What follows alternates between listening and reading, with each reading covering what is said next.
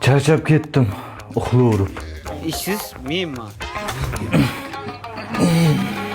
Sen ishga bormadingmi? Ishga borib kelib bo'ldim. Kechki soat 7 bo'ldi. Shuncha ham uxlaydimi odam? Ha, bir kun 7 gacha uxlabman, nima qilibdi? Kecha 8 gacha uxladingiz. Keyin ovqatlanamiz. Zerikib ketyapman. Ishlaysizmi adasi? Jo'ralar bilan kontrol o'ynab kelsammikin? Semirib ham ketdim. Voy, ishlasangiz ozib ketasiz. Yo, futbol o'ynashga borsammikin? Och qoldim. Ishlagan odam hech qachon och qolmaydi. Tur ovqat qil. Men nonga chiqib kelay. Nimaga mendan pul so'ramadi? Mana non. To'xtang.